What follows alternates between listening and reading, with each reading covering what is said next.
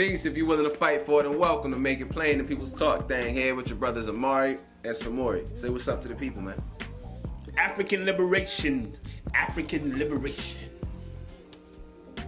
Yes, that's what I said. And here on Make It Plain, we are Black Power Media. Nothing more, nothing less. That's right, that's right. Man, a lot of people ask us to speak about a particular topic. Yeah. And a lot of times, I know personally, I shy away from it because I know when it comes to spirituality and religion for folks, it's a tough. Yeah, that's one of the things you don't talk about. Like this, yeah, that's the jab. jug, You know what I'm saying? Jug. Yeah, you just jug right to the neck. Like, okay, I'm sorry, but no. Well, we had to bring it to to the fore.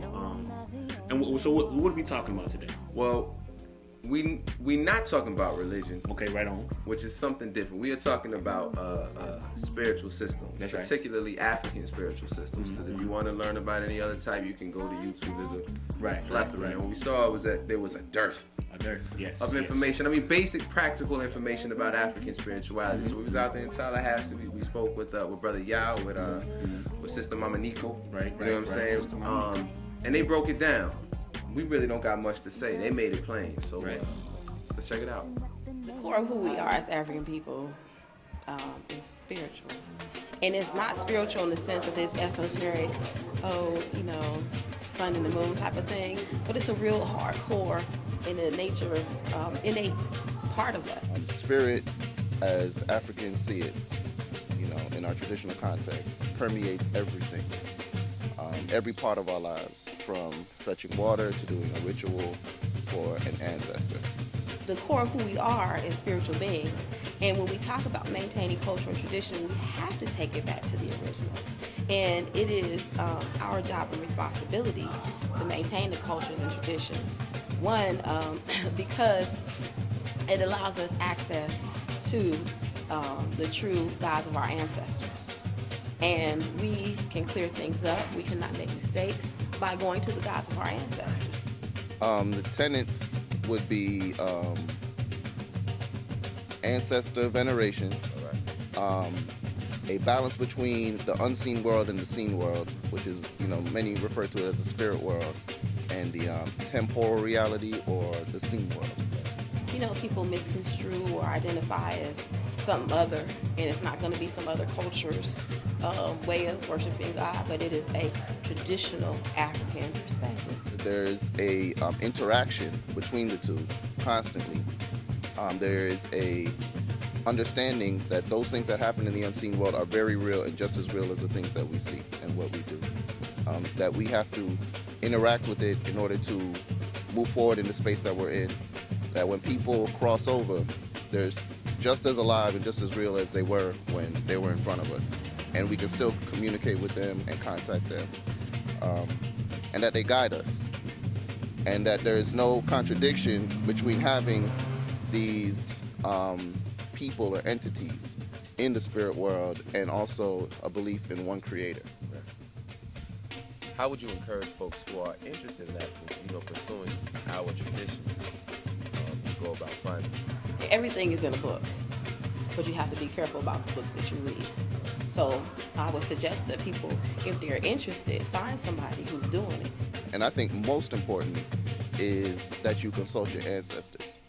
Another thing that people in the Yoruba tradition suggest, and should be pretty consistent with the African tradition, is to start with your ancestors. Go and do research and find your family lineage, because a lot of times the spirit of who you are starts with your family and your family line.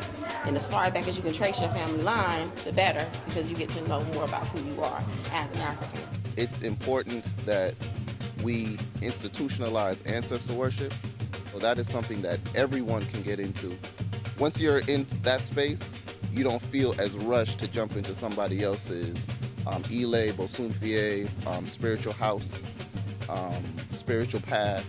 You don't feel as rushed to jump into something and kind of pick that up, because you already are creating that connection with the spirit world. And that's something that everyone can do. And you can do that on your own. But once you're in that space, your ancestors will guide you to the other spaces where you need to be to take on whatever spiritual responsibilities you have to take on. Well, people looking for spiritual tradition, one, have to be very, very careful. Okay. because sometimes we have what we call fakers and imitators. Some people use the African traditions as a way to make money and get paid, and that's unfortunate.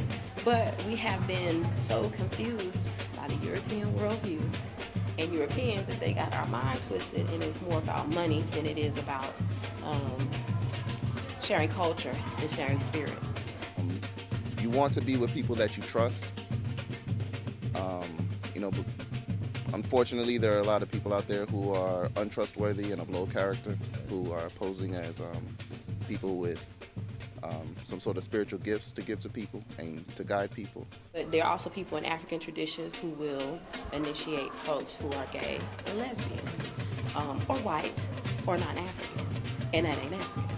And people should not agree with it, get down with it, or support it. People like to be apologetic about being African. So they say, oh, we have to let them in because we are the world. It's okay to be an African and be proud of that. And then be clear about that. And then unapologetic about it. They don't have to be up in our stuff. Especially our spiritual stuff. Yo, that was quite thorough. No doubt. Ain't really much for us to say, bro. What are some of the things that stuck out to you though about that? I mean, it's just the fact that the folks that we interviewed were okay with what their ancestors were doing. There you before go. The European destroyers came with their Christianity. The Arab enslavers came with their Islam. There you go. And I think that's just a fundamental, foundational kind of concept that African people should have. We don't have to look outside of ourselves, as you said. Definitely, and what I really appreciated was, they offered some practical advice, at least a way to begin. In one place, of course, what they said was with your own ancestors, your personal ancestors. I mean, because this is something we do anyway. You got a room with pictures of grandma and your great grandpa and all of that. You know what I mean? So establish a relationship with your ancestors, your personal ancestors, as well as our national heroes, Baba Omowale, Marcus Garvey, Harriet Tubman, Sojourner Truth, etc. And they will lead you forward. You know what I'm saying? So that's what it is, man. That is what it is. You know what I'm saying? Come back home. Sankofa. You know what I'm saying? Yeah. Sankofa. That's what it is, man. So we are the sons of Malcolm. El Haj Malik El Shabazz. Study your own people. Indeed. Sometimes it's so confusing.